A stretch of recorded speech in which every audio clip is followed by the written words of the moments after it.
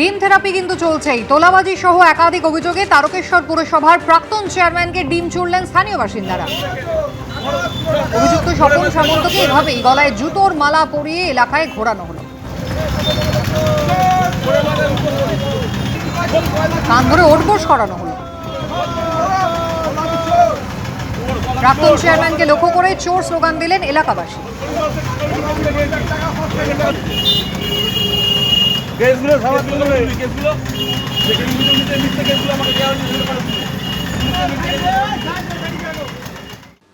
ঋতব্রত তৃণমূলের জাতীয় কর্মসমিতির বৈঠকে সহ সভাপতি নির্বাচিত হলেন ফিরহাদ হাকিম ও অরূপ বিশ্বাস, যারা কিছুদিন আগেও মমতা বন্দ্যোপাধ্যায়ের দুপাশে থাকতেন।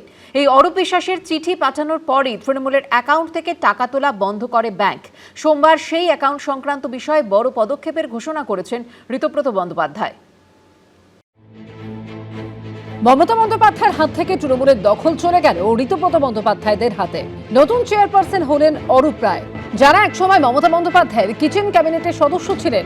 সর্বক্ষণ তাকে ঘিরে রাখতেন, তারাও পাকাপাকিভাবে নাম লেখালেন ঋতব্রত বন্দ্যোপাধ্যায়ের শিবিরে। সোমবার নিউ টাউনের হোটেলে তৃণমূল কংগ্রেসের স্পেশাল সেশনে যে কমিটি তৈরি হলো, সেখানে সহ সভাপতি নির্বাচিত হয়েছেন ফিরহাদ হাকিম এবং অরূপ বিশ্বাস, অর্থাৎ সেই দুজন যারা একসময় উঠতে বসতে মমতা বন্দ্যোপাধ্যায়ের দুপাশে থাকতেন।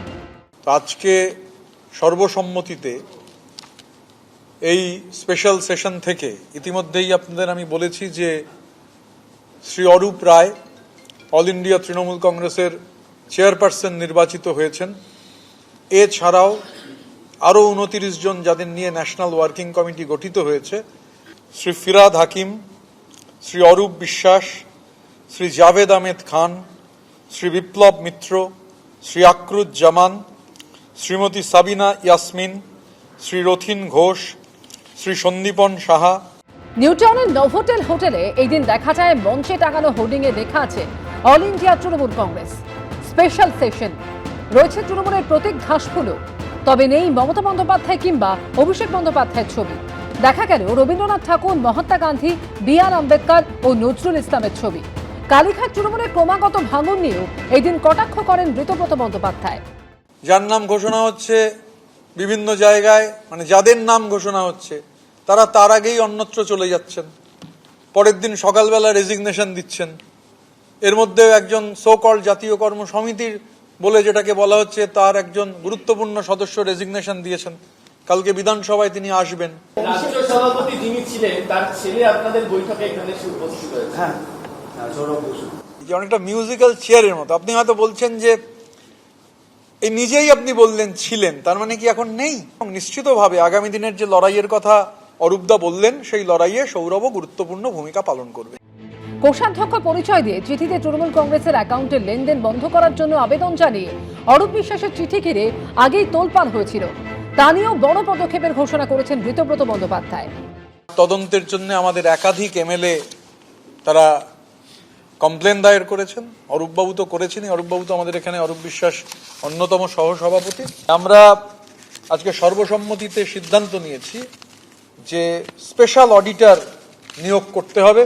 আমরা যা নিয়ম আছে, নর্মস আছে, রেগুলেশনস আছে, রুলস আছে, হুইমস অ্যান্ড ফ্যান্সিতে হচ্ছে কোনো স্ট্রাকচার চলে না, কোনো কাঠামো চলে না। মানে হুইমস অ্যান্ড, এটা মগের মুলুক নয়। মানে শিব ঠাকুরের আপন দেশে আইন কানুন সর্বনেশে, যেহেতু এটা নয়। কত বড় গদ্দার বেঈমান হলে পার্টির অ্যাকাউন্ট নিয়ে চিঠি দিয়েছে, সেই অ্যাকাউন্টের টাকায় নিজেরা নির্বাচন করেছে। তুই চিঠি দিচ্ছিস আর তুই নিজে 1 মাস আগে সেই টাকা 25 লাখ নিয়ে তুই নির্বাচন করছিস। জাতীয় কর্মসমিতির বৈঠকে সাধারণ সম্পাদক নির্বাচিত হয়েছেন জাভেদ খান, বিপ্লব মিত্র, সন্দীপন সাহা, ঋতব্রত বন্দ্যোপাধ্যায়। কোষাধ্যক্ষ নির্বাচিত হয়েছেন আকরুজ্জামান। এদিকে দলবিরোধী কাজের জন্য রথিন ঘোষ, বিপ্লব মিত্র, স্নেহাশিস চক্রবর্তী, সাবিনা ইয়াসমিনদের শোকজ করেছে কালীঘাট তৃণমূল। অর্ণব মুখোপাধ্যায়, আশাবুল হোসেন ও অনির্বাণ বিশ্বাসের রিপোর্ট, এবিপি আনন্দ। এই প্রথম কোনো জেলা পরিষদ দখল করল বিজেপি। তৃণমূলে ভাঙনের পর এবার পূর্ব মেদিনীপুর জেলা পরিষদ দখল করল গেরুয়া শিবির। সোমবার সোশ্যাল মিডিয়ায় পোস্ট করে একথা জানান শুভেন্দু অধিকারী।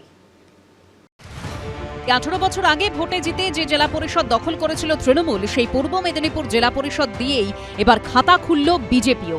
সৌজন্যে কোন্দলের জেরে তৃণমূলে ভাঙন। এই প্রথম কোনো জেলা পরিষদ দখল করল গেরুয়া শিবির। শুভেন্দু অধিকারীর জেলা পূর্ব মেদিনীপুরের জেলা পরিষদে ফুটল পদ্ম। সোশ্যাল মিডিয়ায় এই ছবি পোস্ট করে মুখ্যমন্ত্রী শুভেন্দু অধিকারী লিখেছেন, অত্যন্ত আনন্দের বিষয়, ভারতীয় জনতা পার্টি পশ্চিমবঙ্গে প্রথমবার কোনো জেলা পরিষদের বোর্ড গঠন করেছে। পূর্ব মেদিনীপুর জেলা পরিষদ আজ থেকে ভারতীয় জনতা পার্টির সদস্যদের মাধ্যমে পরিচালিত হবে। শুভেন্দু অধিকারী আরও জানিয়েছেন, সর্বসম্মতিক্রমে বামদেব গোছাইতকে সভাধিপতি এবং বাঁশরী পণ্ডিতকে সহ সভাধিপতি নির্বাচিত করা হয়েছে। মোট 65 জন মেম্বার উপস্থিত হয়েছে বলে শুনেছি। 70-এর মধ্যে 2 জন মারা গিয়েছে। সমস্ত সভাতে উপস্থিত সমস্ত সদস্যগণ সহমতের ভিত্তিতে হাততালি দিয়ে সকলেই সমর্থন জানিয়েছে।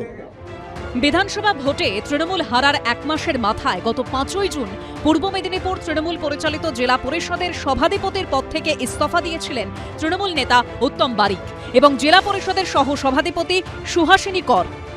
সোমবার সোশ্যাল মিডিয়ায় পোস্ট করে পূর্ব মেদিনীপুর জেলা পরিষদ দখলের কথা জানান শুভেন্দু অধিকারী। বাম আমলে 2008-এর পঞ্চায়েত ভোটে পূর্ব মেদিনীপুর এবং দক্ষিণ 24 পরগনা জেলা পরিষদে জিতেছিল তৃণমূল। তারপর থেকেই এই 2 জেলা পরিষদ তৃণমূলের দখলে ছিল। এবার কলহের জেরে তৃণমূলে ভাঙনের পর সেই পূর্ব মেদিনীপুর জেলা পরিষদ দখল করল BJP. Biton Chakraborty report, ABP Ananda, Purba Medinipur.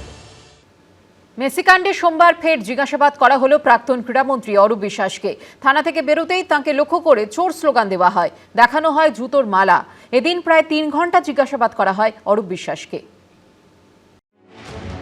মেসিকাণ্ডে সোমবার ফের থানায় হাজিরা দিলেন অরূপ বিশ্বাস। তাকে দেখেই উঠল চোর স্লোগান।